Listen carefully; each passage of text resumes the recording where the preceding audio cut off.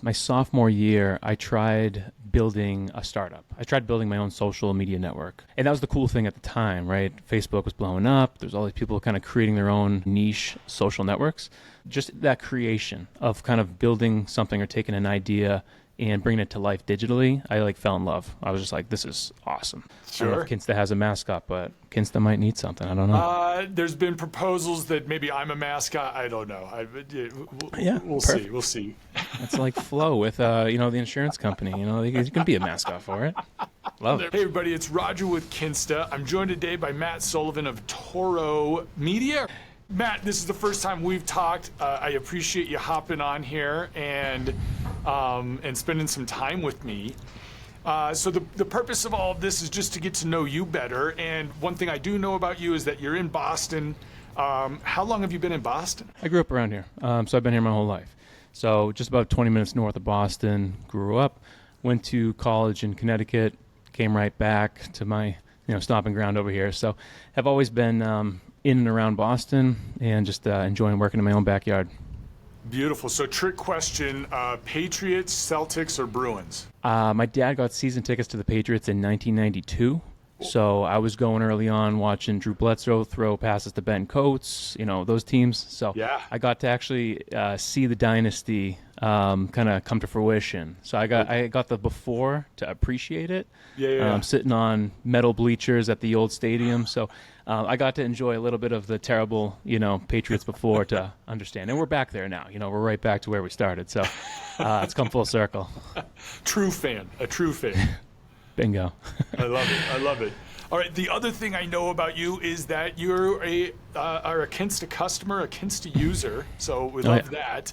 But really, I want to learn more about you and how you got into Toro Media and how all this stuff came about. So you mentioned going to school in Connecticut. Where'd you go to school? Trinity College, right in Hartford. And So- what'd you study there? Studied economics, although I was constantly distracted by startup world kind of techie stuff. So I was doing a minor in computer science, and my sophomore year I tried building a startup. I tried building my own social media network, and that was the cool thing at the time, right? Facebook was blowing up. There's all these people kind of creating their own niche social networks. So Yeah. I built one for musicians.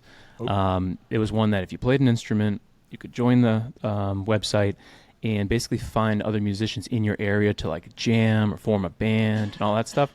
Because I played music in high school. I was in bands in high school and college, but I could never find anyone around me in college. I was like, I missed that stuff. So I kind of just saw the problem and I was like, let's go do this. And then distracted, younger Matt Sullivan kind of let that fizzle out. So, but just that creation of kind of building something or taking an idea and bringing it to life digitally, I fell in love. I was just like, this is awesome. This is really, really fun. So I just kept kind of doing that year over year, and it turned into the experiences that I have today. Beautiful. Okay, so lots to unpack here. Let's start going back. You Sure. mentioned musician. What are your instruments? Started with drums. Was always a drummer in a bunch of bands, and then converted, got out from behind the kit, and was playing guitar, and then did guitar, lead singing, rhythm, stuff like that. So, it was fun. I had, played a bunch of shows, acoustic shows.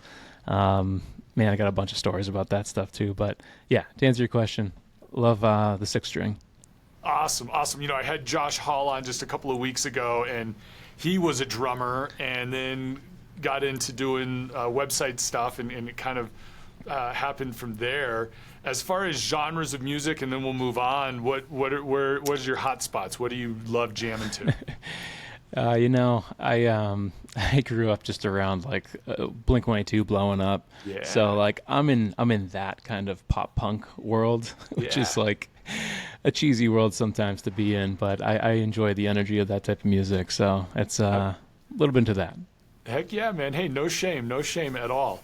All right, so now you built a social network. What was the name of it? A terrible name. It's called The Time of Music, TTOM. And that was one thing early on, especially. I was always horrible at naming my own things. I could come up with a great name for anyone else's stuff, but I couldn't name my own stuff. It's just I don't even know. It was some sort of something I couldn't get past. But anyway, Okay. it was the time of music. We had like this sick logo. It was the coolest logo. Okay. And I got all merch and all this stuff, and I was handing it out, and I had friends in bands. They were all rocking it at their shows, and it got some traction. I literally spammed all of Facebook too. I went through and copied and pasted the exact same message on every single one of my friends' walls. So everyone's feeds were just my message. And I did this over the course of like 48 hours. I hit like, must have been like 400 or 500 people. And everyone's like, bro, stop spamming Facebook. Yeah. I was like, visit the website, check it out, sign up.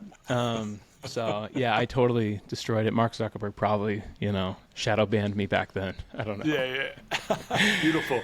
So how did you build the social network? What was it? What was your coding in? Was it PHP or? It was PHP at the time. I was leveraging this sort of an out of the box solution because I just didn't know anything about code. So I used PHP Fox, which is still around today, as a kind of out of the box social network software. And that was kind of cool because I like spun it up quickly, changed some colors and put a logo in. And I was like, holy shit, I got a social network here. But then I did some like custom coding on top of it. That was pretty sweet. But that kind of eventually led me down the path of WordPress, was just PHP and kind of getting into something that was a little more accessible and widely used. So, that was in 2007. So I was like a sophomore in college, and that just led into YouTube tutorials on WordPress, trial and error, breaking websites constantly, getting the like white screen of death on WordPress. And it just, trial and error kind of over and over again just kind of led to what I know today about the CMS. Yeah. Beautiful, beautiful. All right, so then how long till you get Toro Media, and what was like the catalyst for being like, hey, you know what? I'd love agency life. So college was all about the trial and error phase, right? Of just kind of building and creating, and it was all like my own unique stuff. And I got this kind of reputation at that point of being the guy that will like take an idea and bring it to life. So there was a lot of people that would start pitching me all the time, whether it was out at a party, wherever. And it was funny because I at the time treated it like an episode of Shark Tank where I felt like I was in the chair and, everyone was kind of like pitching me weird stuff. They're like, we're going to combine, Uber with Taco Bell with this. And they're just trying to, and that was like around like 2010. Everyone was just like mushing stuff together, hoping it was like a cool idea. Yep. Anyway, I kind of got that reputation of just like being the guy that could take an idea and bring it to life digitally. And then I just kind of started doing some freelance stuff and building websites and, doing minimal marketing at the time. It was mostly just building WordPress sites. But I was doing that, operating. I partnered up with a buddy at the time, and we built up an agency for 5 years in Boston. And then I left that, was like, I got to do things my way. And in 2018, started Toro, which wasn't Toro at the time. It was called Impeller. But we rebranded, and Toro's been going since 2018, the entity. So fresh start from zero, just myself, and now there's a bunch of us in here. So it's going in the right direction. Beautiful. So getting back just real quick on the naming scheme, you mentioned that it started as Impeller, changed to Toro. Who chose Impeller and who chose Toro?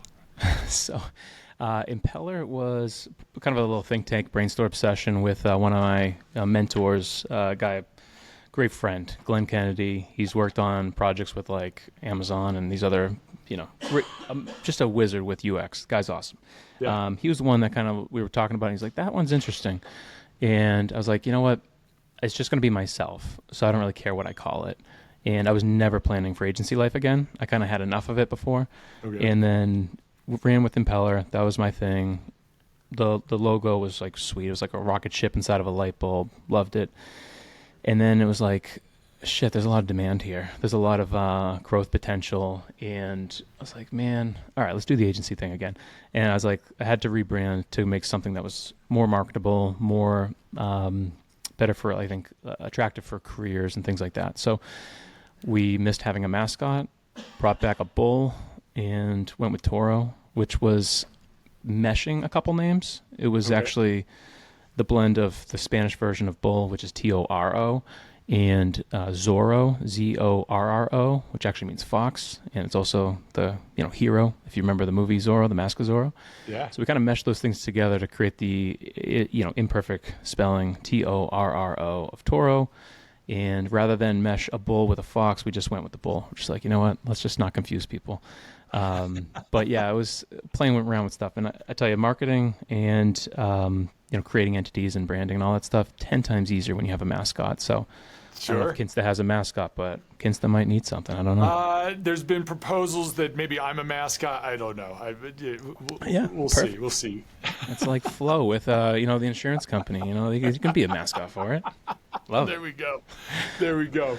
All right, Matt, we're at 10 minutes, so I want to start wrapping things up, but I want to ask about, what are you seeing? It's the end of 2024. 2025 is going to get started up. Yep. What's like one or two things that's got you really excited for next year to really start talking with clients about and really push them and their success to the next level? Whew, that's a loaded question, and I know we're at time. 2025 is kind of the year of adopting AI in everything. So we kind of played with it in 2024 and a little bit before that. It was in its infancy. Now it is totally blended in everything, whether it's like Performance Max with Google Ads, whether it's the WordPress plugins of content creation or SEO, alt text or any of that stuff. It's just like the year to really adopt those things. We've been pushing that stuff for a while of the right way to kind of mesh your strategy with AI. But that's something that if you're not using it in 2025, you will absolutely be left in the dust, like guaranteed. Definitely. So that's something that like we're having those conversations with clients right now as far as like what is the best way to blend that with their current processes and strategies and things like that. But no, things are evolving so fast in the digital landscape. So we're trying to just stay ahead of it and try out all these new cool tools all the time and recommend the good ones to our clients and partners. Yeah, absolutely. I love it. And I think a lot of it is 2025 is going to be the year of experimentation, right? I feel like these tools are still so new to us, and we're like, oh yeah, no, now spell check is amazing, transcribing stuff is amazing, and it's like, okay, that's like crawling, right? Like let's start like running and like flying. What can we do to like blow the doors off? And that's what I'm excited to start seeing happening. So I'll be tracking your progress, and maybe we'll do a check-in and see how each other's doing with stuff. Love it. Matt, I really appreciate the time. Great conversation. We covered, I feel like, so many different things. If people want to get in touch with you, what's the best way to reach out? So they can go to Toro.io, Torro.io. There's tons of ways to engage with our site, but if you really want the good stuff, I would recommend two things. One, check out our Instagram page. We have 150,000 followers there for a reason. We have a lot of exclusive content on our Instagram page, and on top of that, our newsletters on Friday have all of our kind of secret tips and tricks. So if you go to our website, there's a way to sign up for the newsletter. It is really good top secret stuff. So not bad. Beautiful. All right, people, get on the gram and start following Toro Media, and let's see what happens in 2025. Matt, thank you again. I look forward to speaking with you soon. Can't wait. Thanks, Roger. Yeah, buddy.